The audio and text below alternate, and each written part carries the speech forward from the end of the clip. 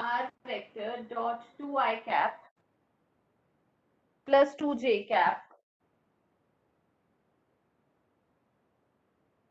minus 3k cap equals to 5 और 3i minus tj plus 5k r vector 3i minus tj minus 5k equals to 3। ठीक है, अब हम लोग को कुछ नहीं करना है बेटा, सिर्फ इन दो चीजों से मतलब है, ये दो, ठीक है ना। ध्यान से देखना, cos theta would be 2 into 3 plus 2 into minus 3 plus minus 3 into minus 5 upon में अंडर रूट ऑफ 2 का स्क्वायर प्लस 2 का स्क्वायर प्लस माइनस 3 का स्क्वायर अंडर रूट ऑफ 3 का स्क्वायर माइनस 3 का स्क्वायर और माइनस 5 का square. Okay, so this would be 6 minus 6 plus 15 upon में under root of 4 plus 4 plus 9 9 plus 9 plus 25 15 upon में under root of root 17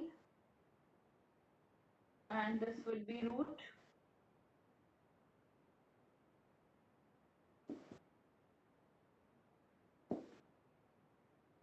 43। ठीक है, अब इसी की जगह बेटा अगर हम लोग नेक्स्ट क्वेश्चन देखें, ठीक है, तो the next question is also finding the angle, ठीक है ना। नेक्स्ट क्वेश्चन का अगर हम लोग थर्ड पार्ट देखते हैं, सेकंड पार्ट देखते हैं, because in my book it's not really clearly printed, so if I make some mistakes just let me know. The question reads, angle निकालना है दो प्लेन्स के बीच में, पहला है 7x plus 5y plus 6z plus 30 equals to 0 और दूसरा है 3x minus y minus 10z plus 4 equals to 0. If there's some error in the question, please let me know, otherwise I'll proceed with the question. Okay.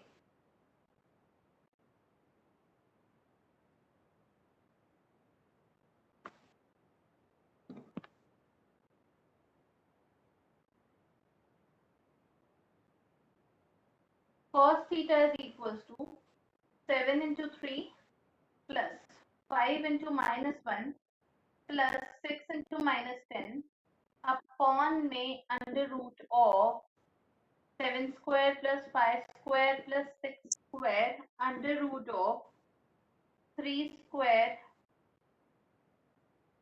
plus minus 1 square plus minus 10 का square. Right, 7 3s are 21 minus 5 minus 60 upon में under root of 49 plus 25 plus 36 under root of 9 plus 1 plus 100. Okay, this should be the answer to your next question. Okay, then we have the last question, that is question number 14.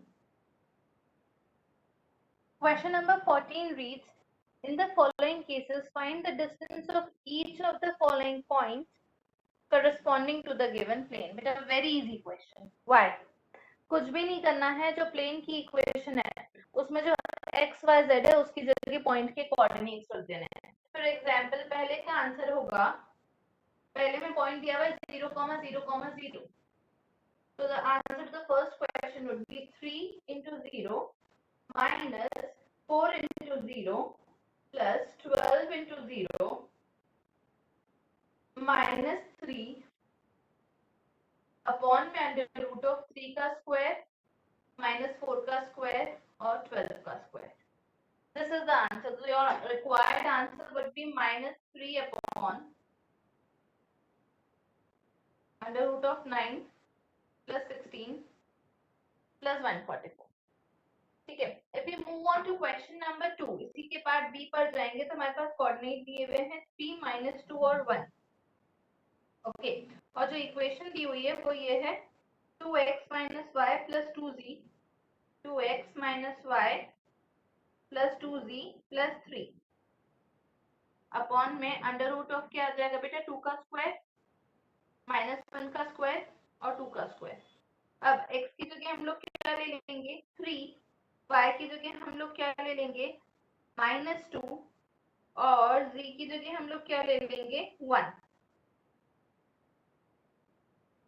ठीक है, फिर ये क्या हो जाएगा, d should be equal to mod of 6 + 4 + 2 + 3 upon में under root of 4 + 1 + 4, that is √9. This would be right. और ये 6 और 4 10 और 5 15, so this would be 15/3, that is 5. Okay, so these are the concepts relating to what we had understood yesterday. If anybody is having any problem, please let me know, or I shall be starting with your intersection of planes. A line is formed. ठीक है ना, how is that possible? देखो बेटा, now this is a notebook, right? Now this in itself is a plane. ये अपने आप में एक plane है. Okay, अब देखा जाए बेटा तो ये भी क्या है, एक plane. This is also a plane. Now when these two planes intersect, जब ये दोनों plane intersect करते तो देखो यहाँ एक line बन गई, right? हमेशा याद रखना, when two planes intersect, a line is formed. This line बेटा. These are my two planes. This is my plane number 1. This is my plane number 2. And when these two planes intersect, a line is formed. अब मुझे क्या चाहिए, मुझे चाहिए कि ये जो दो प्लेन हैं इनके इंटरसेक्शन पे जो लाइन बन रही है उस लाइन से पास होने वाला एक तीसरा प्लेन चाहिए. Got it? So I need a plane which is formed at the intersection of, at the line of intersection of these two planes. Right. So for that matter बहुत सिंपल सी equation है, सिर्फ इसको याद रखना है and things would be really easy. तो हम लोगों ने बोला देखो, लेट्स से हमारा एक प्लेन था r vector dot n1 cap equals to d1 और हमारा दूसरा प्लेन था r cap dot r vector dot n2 cap equals to d2. ठीक है, तो मेरा रिक्वायर्ड प्लेन होगा, मेरा रिक्वायर्ड प्लेन क्या होगा बेटा, r vector dot n1 cap plus lambda n2 cap should be equal to d1 plus lambda d. This is my required equation. But whenever a question is asked regarding intersection, जब भी exam में intersection का question आएगा तुम लोग कभी भी vector form use नहीं करो. You are never going to use the vector form. You would always go for the scalar form. हमेशा तुमको किस चीज पर स्विच करना रहेगा, for the scalar form. क्यों? If I am given an equation L1x plus M1y plus N1z equals to D1, ये मेरे एक प्लेन की इक्वेशन है और मेरे दूसरे प्लेन की इक्वेशन है L2x plus M2y plus N2z. This should be equal to D2. Then the equation of my required plane would be, this is supposed to be used, L1 plus lambda L2 x M1 plus lambda M2 y N1 plus lambda N2 d should be equals to E1 plus lambda d. Why am I asking you not to use the vector form and to always use the Cartesian form? It has a reason. The reason is, जब भी आपको ये question exam में आएगा तब हमेशा इसके साथ एक कंडीशन अटैच्ड होगी. जब मैं कह रही हूँ कि इसके साथ एक कंडीशन अटैच्ड होगी तो वो कौन सी कंडीशन होगी, वो एक ऐसी कंडीशन होगी जिससे आप इस लैम्डा की वैल्यू निकाल सकते. फिर से बोल रही हूँ, जब भी ये क्वेश्चन एग्जाम में आएगा तो इस क्वेश्चन के साथ एक कंडीशन अटैच होगी जिस कंडीशन की हेल्प से आप इस लैम्डा की वैल्यू निकाल पाओगे, राइट? कैसे, क्या होगा बेटा, तुम लोग को जब एग्जाम में क्वेश्चन आएगा तो क्वेश्चन विच से find the equation of a plane which is formed by the intersection of these two planes. तुमको दो इक्वेशंस दे देंगे और बोलेंगे which is formed at the intersection of these two planes and condition 1, a point 2, 1, 3 lies on। ठीक है, अब जैसे ही तुम लोग को बोल दिया कि ये जो पॉइंट है कौन सा 2, 1, 3 वो इस प्लेन पर लाई करता है, इसका मतलब ये जो पॉइंट है कौन सा 2, 1, 3, this point is going to satisfy the equation of the plane. ये जो पॉइंट है 2, 1, 3 ये इस प्लेन की इक्वेशन को क्या करेगा, सेटिस्फाई करेगा। और इसलिए हम x की जगह रख देंगे 2, y की जगह रख देंगे 1 और z की जगह रख देंगे 3। और फिर इस इक्वेशन में हमारे पास सिर्फ एक वेरिएबल होगा और वो जो सिर्फ एक वेरिएबल होगा वो होगा लैम्डा।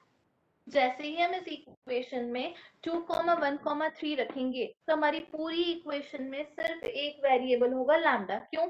L1 L2 की वैल्यू दी होगी, x की हमने रख दी, M1 M2 की वैल्यू दी होगी, हम लोगों ने y की रख दी, N1 N2 की वैल्यू दी होगी, हम लोगों ने z की रख दी, और D1 D2 की वैल्यू गिवन होगी, राइट? फॉर दैट मैटर हमारे पास सिर्फ एक ही क्या बचेगा, अननोन बचेगा, दैट वुड बी लैम्डा। और हम लोग उस एक्स्ट्रा जो कंडीशन दी हुई है उससे लैम्डा की वैल्यू निकाल लेंगे, राइट? हो सकता है तुम लोग को बोले दूसरी condition that it is perpendicular to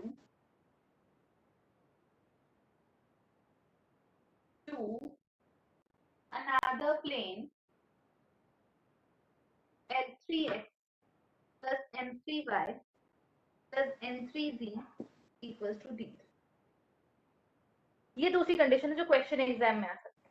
तब जब आपको पता है कि आपका जो ये वाला प्लेन है जिसकी आपने इक्वेशन लिखी है वो इस प्लेन के परपेंडिकुलर है, मतलब इसके डायरेक्शन कोसाइंस और इसके डायरेक्शन कोसाइंस का जो डॉट प्रोडक्ट आएगा वो कितना आएगा, 0। इसके डायरेक्शन कोसाइंस और इसके डायरेक्शन कोसाइंस के डॉट प्रोडक्ट कितना आएगा, 0।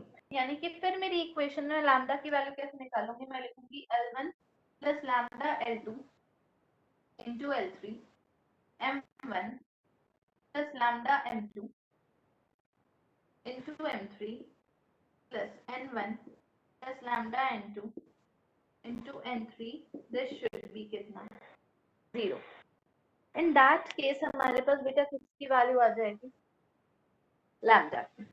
Similarly, they could give you a third equation. Similarly, they could give you a third condition that ये जो मेरा given plane है, ये जो मेरा given plane है, ये एक दूसरे ही plane के parallel है, right? This plane is parallel to L4x plus M4y plus N4z equals to D4। ऐसे में जो इसके डायरेक्शन कोसाइंस होंगे और ये L4 M4 और N4 होंगे, ये क्या हो जाएंगे, प्रोपोर्शनल हो जाएंगे। यानी कि उस फोर्थ केस में आपको क्या करना पड़ेगा, L1 plus lambda L2 should be equal to L4 and then you would get the value of lambda, right? So this is equation of a plane passing through the intersection of two planes. If anybody is having any kind of confusion, please let me know. कुछ भी doubt है तो हाथों हाथ अभी के अभी।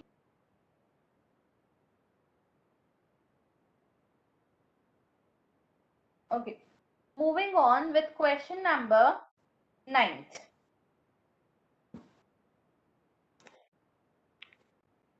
Question number 9 reads, find the equation of the plane through the intersection of the planes। we are given two planes, पहला दिया हुआ है 3x minus y plus 2z minus 4 equals to 0. This is my first equation, and the equation of the second plane is x plus y plus z -2 equals to 0. Okay, अब मेरी required plane की equation क्या होगी? Equation of required plane would be 3 plus lambda x minus 1 plus lambda y plus 2 plus lambda c equals to 4 plus 2 lambda. Right, this is the equation of my required plane. Okay, now question में एक additional point दिया हुआ है. क्या additional point दिया है? That and the point 2, 2, 1 and the point 2, 2, 1. So हम लोग यहाँ पर क्या करेंगे? हम लोग यहाँ पर लिखेंगे 3 plus lambda x की जगह लग देंगे 2 minus 1 plus lambda y की जगह लिख देंगे 2 और 2 plus lambda और z की जगह लिख देंगे 1 equals to 4 plus 2 lambda. Right.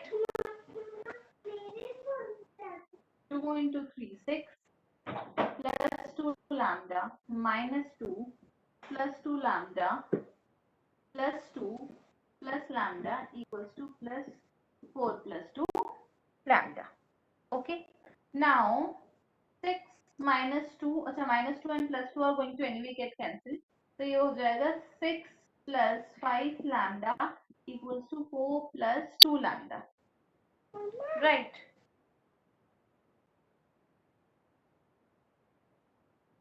Now 5 lambda equal to minus 2 lambda equals to minus 2 by 3. आपका फोन है, मेरे को पता है, मैं दे रही हूँ. Give me 2 minutes. बेटा अब यहाँ पर हमारे पास क्या हुआ? लैम्डा की वैल्यू आ गई. राइट. अब ये जो हमारे पास लैम्डा की वैल्यू आई है बेटा, उसको हम लोग इस इक्वेशन में पुट करते हैं. यानी कि फाइनली मेरी रिक्वायर्ड इक्वेशन क्या होगी? मेरी रिक्वायर्ड इक्वेशन होगी 3 plus minus 2 by 3 x minus 1 plus minus 2 by 3 y 2 plus minus 2 by 3 c equals to 4 plus 2 into minus 2 by 3. Now when you solve this entire equation, जब ये तुम लोग पूरी equation क्या कर लोगे? Solve कर लोगे. So you would be getting the required. You would get the required equation. Okay. Question number 11. Find the equation of the plane through the line of intersection of the planes 2i cap, 2j cap, 3k cap लिखा मैंने, तो इसको मैं लिख दूंगी 2x plus 2y minus 3z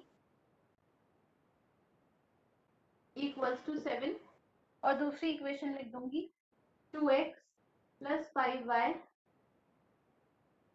plus 3z equals to 9.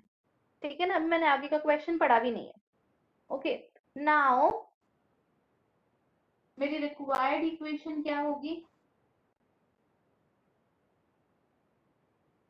2 plus 2 lambda x 2 plus 5 lambda y और minus 3 plus 3 lambda c equals to 7 plus 9 lambda. Okay. Now साथ में क्वेश्चन साथ में दिया हुआ है एक एंड थ्रू द पॉइंट 2, 1, 3. तब तो एकदम से मैनेजेबल होगा. 2 plus 2 lambda into 2 2 plus 5 lambda into 1 minus 3 plus 3 lambda into 3 should be 7 plus 9 lambda. So you can solve for lambda and get the answer. Moving on to question number 11. Find the equation of the plane through the line of intersection of the plane x plus y plus z equals to 1, 2x plus 3y plus 4z equals to 5. ठीक है. मतलब मेरी required plane की equation क्या होगी? 1 + 2 lambda x, 1 + 3 lambda y, 1 + 4 lambda z equals to 1 + 5 lambda.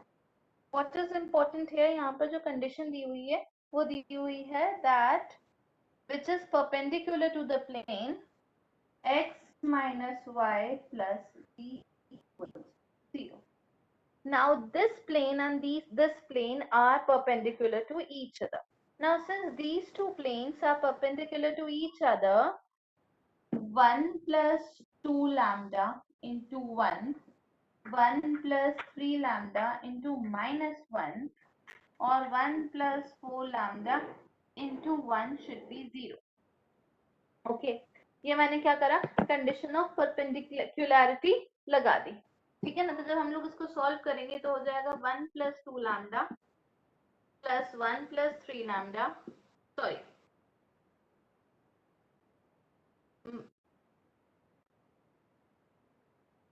1 + 2 lambda -1 - 3 lambda plus 1 + 4 lambda should be 0. तो 1 - 1 would be 0. यहाँ हमारे पास सिर्फ 1 बचेगा और 2 + 4 would be 6, 6 - 3 would be 3. 1 + 3 lambda should be 0. So lambda would be -1/3. Now once you get the value of lambda, you would put it here in this equation. 1 - 2/3, 1 - 3/3, -1/3, sorry 3/3, or 1 - 4/3 is equals to 1 + 5 into -1/3. So you would get the required equation of the plane. Is it clear, both the questions?